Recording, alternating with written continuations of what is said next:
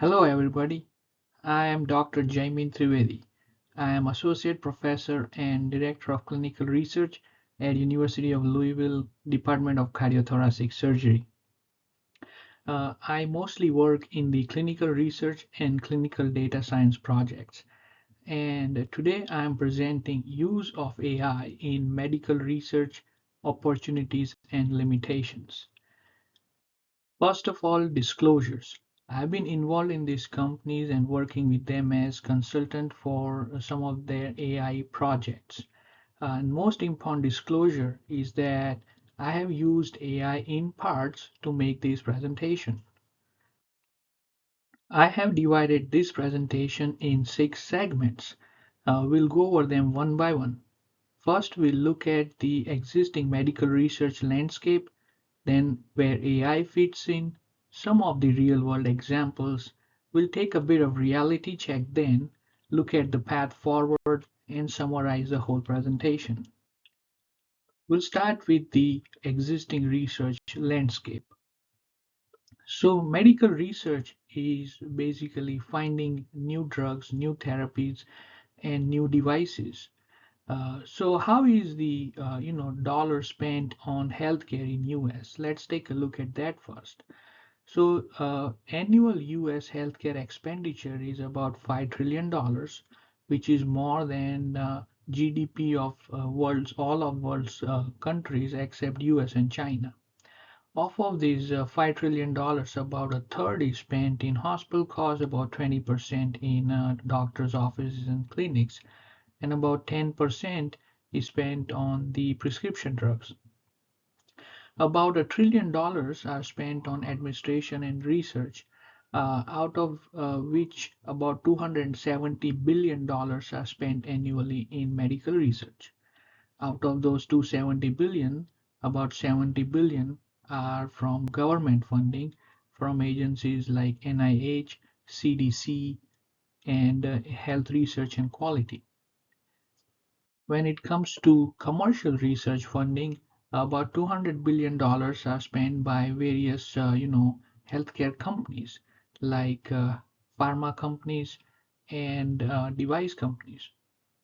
Out of this, about half or 117 billions are from pharma companies, and the rest are divided in the biotech, medical tech, and digital health.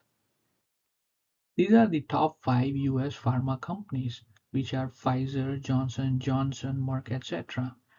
They spend about 15 to 30% of their annual revenue in research and development of new drugs. When we look at the global healthcare research and development spending from the pharma perspective only, we see that about 238 billions are spent worldwide annually. Half of them are here in US and 25% in Asia and Europe. Now, let's take a look at the drug development pipeline. This is how the new drugs come to market, and we'll go each phase of this one by one. First is the target and discovery of the molecule, the drug molecule which actually works in the body. For that, first the target is identified in the body. Our body is made up of different types of proteins. The drugs act on these proteins. Now, identifying which protein the drug will act on, which part of the protein the drug will act on, that is a very important initial finding. And that leads to the identification of the drug molecule. Then it has to go to different types of formulation. So it actually becomes a drug that could be given to us. Now, before it's given to us, it needs to be tested. So first it's tested in the lab, then in the animals, which we call preclinical research. So the identification and target and discovery process takes typically 2 to 4 years. And then it goes into animal and other lab testing, which takes another 1 to 2 years. And once it's found safe there, it goes into phase 1 clinical trial or human use, and that's usually in patients which are healthy individuals, and it's tested in small number of healthy individuals, and it's tested for about 1 to 2 years. Once it's found safe in phase 1 trial, then it goes to phase 2 trials where it's tested in diseased individuals to actually see if the drug makes a disease go away or not. And this is also tested in smaller number of individuals. And the main, finding here is whether the drug is effective in treating the disease or not. If the drug is found effective, then it goes into a larger clinical trial, which is called phase 3 trial. This trial would typically have hundreds or thousands of patients. It will have two arms, one where they will get the new drug and another control arm where they will not get a new drug, or they'll not get any drug at all, or they'll get an existing drug. Once the drug is found safe and effective in the phase 3 trial, it will enter the post-approval phase where FDA will approve the drug but still will monitor the drug for first 1 or 2 years to see if there are any other impacts in the real world or not. Now, when we look at this research pipeline, we see that it takes about 10 to 15 years to develop one drug, and it costs about $2.5 billion. And roughly 90% of drugs will fail at different stages of this drug development. So let's see how the money is spent here. So, about 400 million are spent in the preclinical and discovery phase, and then about $500 million are spent in phase 3 trials, which is also, about 2 to 5 years, the longest duration in the drug development. And about $400 million are also spent on drugs which never see the light of the day and they fail. So now we'll see where AI fits into the drug development. And we'll go over each phase by phase. So first is the drug discovery phase. Now you see this picture on the left is the picture of a protein. Now this protein identification would usually or typically take years. But with the help of AI, Google DeepMind has developed AI-based protein identification, has identified over 200 million proteins. Now, protein identification can be done in seconds and minutes, and it would not take years. Because of this, development, the protein structure are studied faster than before, and that's where we can identify the target sites for different drugs. And this has potential to reduce cost and time by 25 to 50%. When we go to the preclinical phase, this is typically done in animals. Now, there is a concept gaining ground which is called organ on chip plus AI. Here you see the chip. This chip is infused with the cells from animals, and then the drug is put on this chip. Now, the data from this chip is then analyzed using AI. So it will tell us how the drug is absorbed within the cells of the animal, and how it's actually behaving, and all those data is captured. Now, with this organ on chip, what we would do is we would know from the beginning how the drug is likely to act in the animal's body. So the number of animals needed to actually, be tested would be reduced by half or more.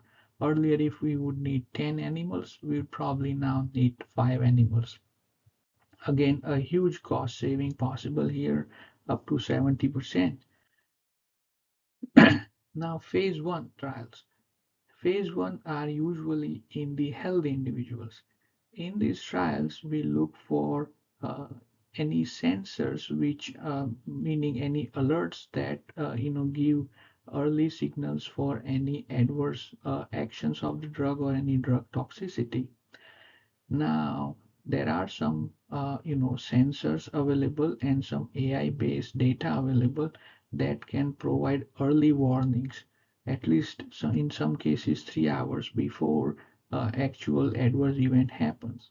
And this is a very good example of a CAR T cancer treatment, where some patients who get the treatment go through a cytokine storm.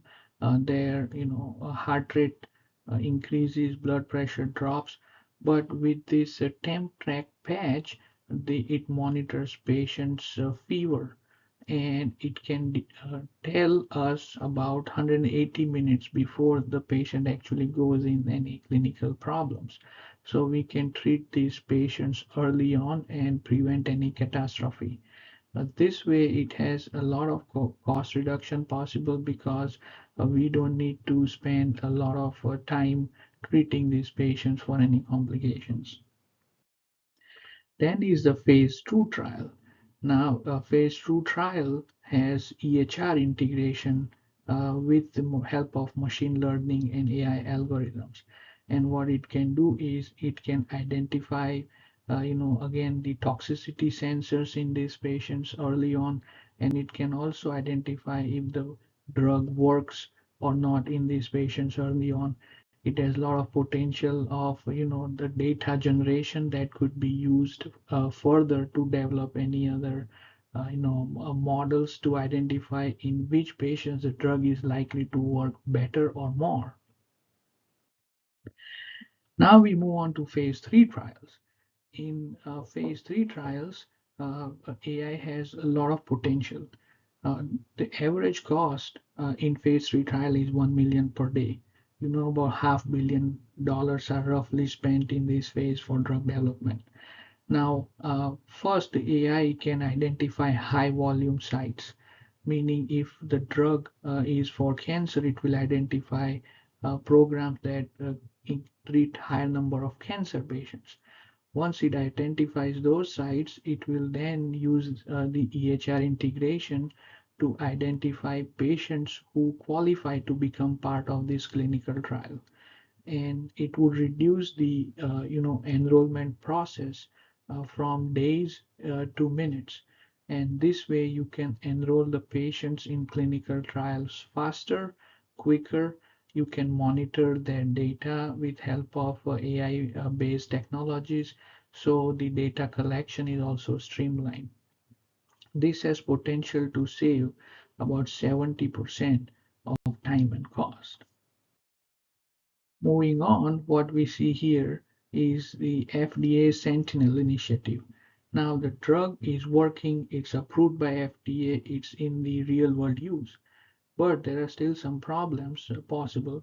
So what FDA has is the real-time AI-based identification of any triggers of 100 million plus patient records.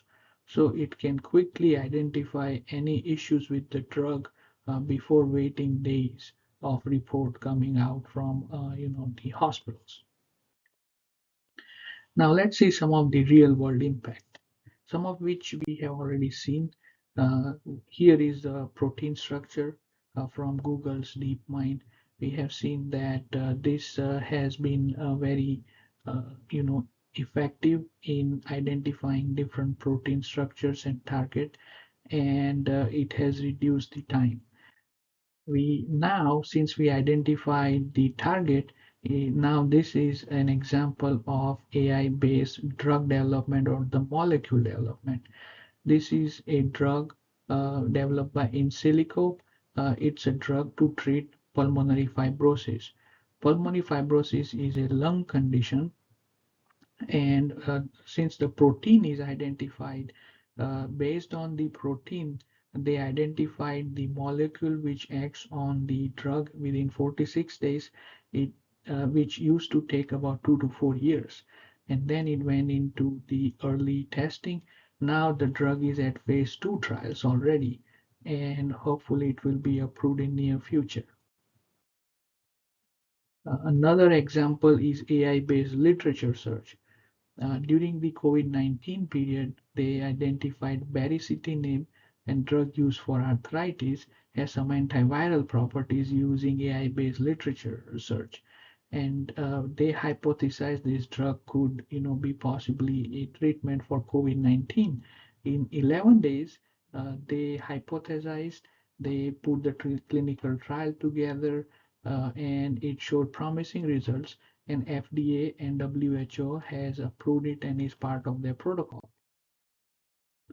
We have already seen the AI-based clinical trial matching, where we can match the patients to the clinical trials faster.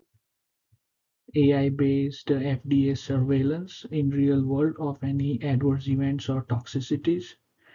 Now, other areas is in neuroscience, where it can detect diseases like Alzheimer's about 10 years before they actually show any clinical symptoms.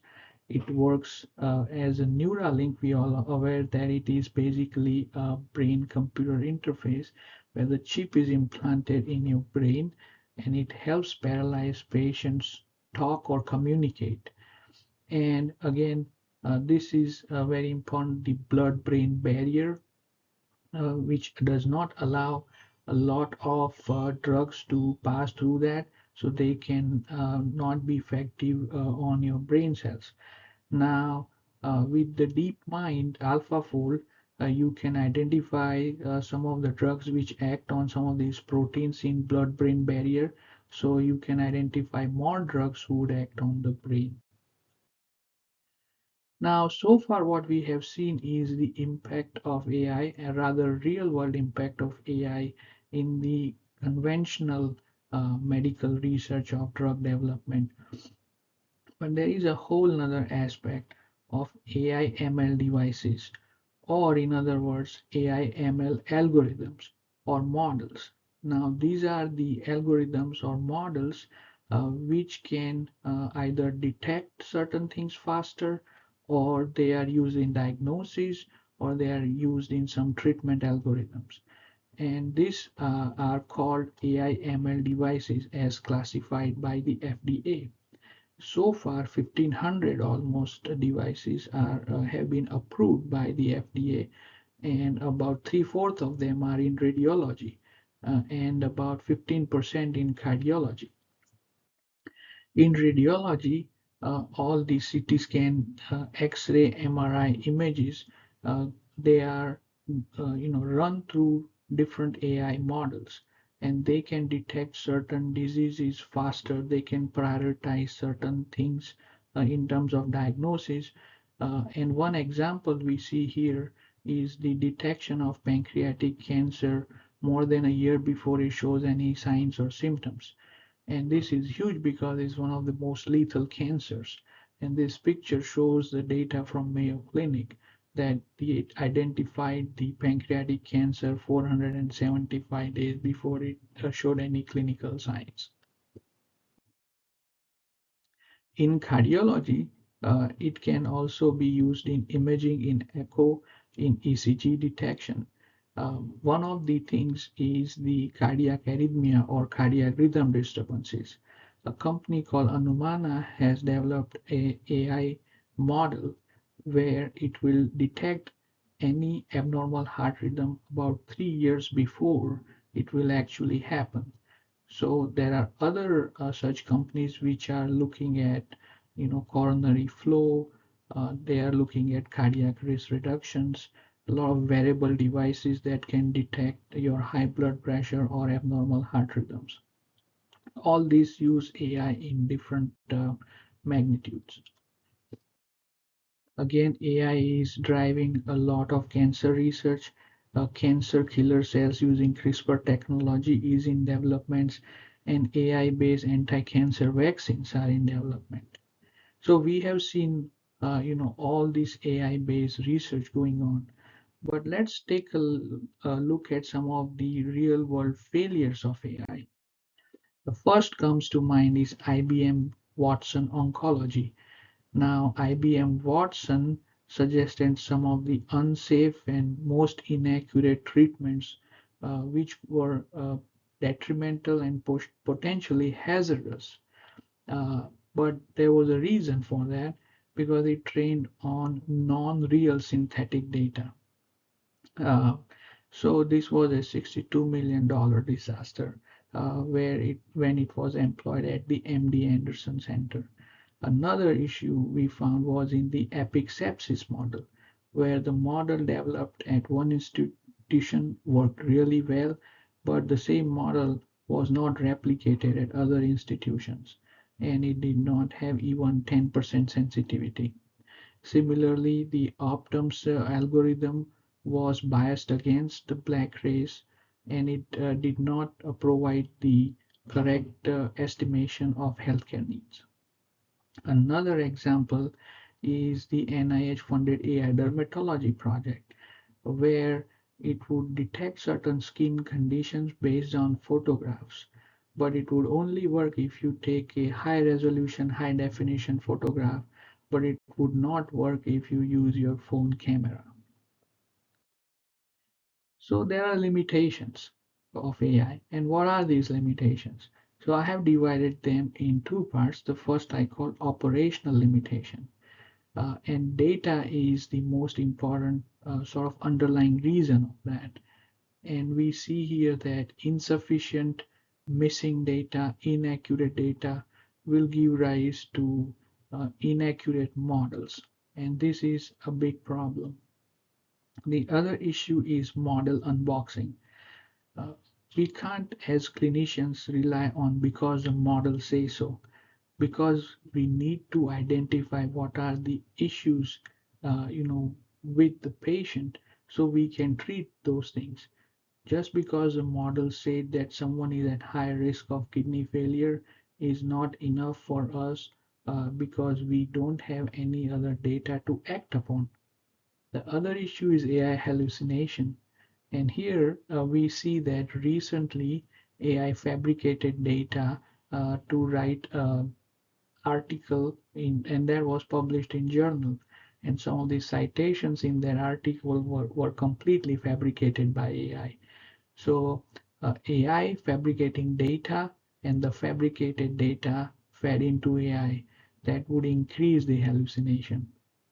And we have seen the reproducibility issue in the epic sepsis model, where model developed from data of one hospital would not work or be replicated at another hospital. Then there are legal and regulatory limitations. We have all heard about HIPAA and HITECH Act. They are there to protect patients' privacy, ensure data safety and security. Similarly, EU's GDPR and AI Act. These are all the acts to make sure the patient data is secure and safe. And they classify all the AI as high risk and require more human oversight. And because of this legal and regulatory requirement, a lot of times we have fragmented data, missing data, inconsistent data, unlinking data, and that's why what the models we have could be limited, insufficient, or irreproducible. So what's the path forward? First is the policy innovation and initiative. And here FDA is leading already. They have allowed voluntary pre-submissions of all your AI ML algorithms and devices. So you don't get any financial loss at the end when you have already spent hundreds of millions of dollars. And this would be very useful. Other is they have provided a lot of data standardization across all the different EHR systems or all other medical data systems. So all the data is out there, is collected in a more standardized way. And then is adaptive AI approvals. So this allows your models to be reapproved with the updates without needing reevaluation. On the same lines, WHO has provided AI governance framework where they promote transparency, inclusiveness, higher human oversight, robust modeling, and accountability and privacy of the models and data. Now, on the product innovation side, first there is a generation of synthetic data or digital twin. This is very interesting because this would sometimes mitigate the need for PHI altogether. So the data is safe and secure, and it's all trained on the real world data. So we'll not run into problems like IBM Watson did. The other one is human in the loop. We always want a human oversight. We always want to compare the AI results with human results. And we want the humans to take the final decision. So we want to project something called hybrid human intelligence here.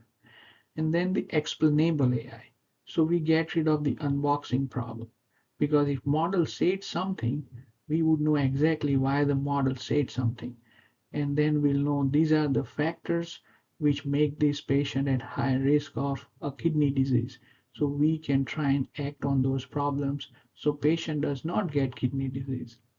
And then the other option is the federated learning, where we submit our aggregate data in a big data repository, and all the different hospitals can learn from it and develop their own models. And the data sharing for AI models now would have a very policy approved minimum exposure auditable generic data pipeline that will specifically be built for AI applications and EHR data. So only minimum data is submitted for AI ML models. All the privacy gateways are secured, and it also has an auditable footprint. So what's the bottom line? AI can speed medical research, reduce the cost, it can increase the precision, and it's definitely scalable. However, regulatory limitations are in place. We need product innovations and also policy innovations to mitigate this. And there are operational limitations, and they could be solved by more robust data, more secure data, and more linkage of data. And something which is unknown to all of us is the future cost of computing. This is coming up now with a lot of data center buzz.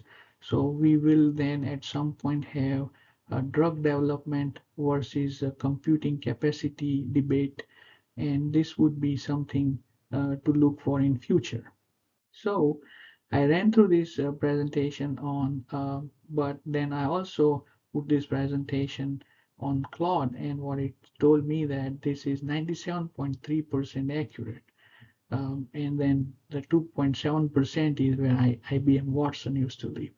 But I still believe that AI can help in medical research. It can make things better and faster. But I still think that human brain is the best data center and computer out there. I thank you all very much for your time and attention.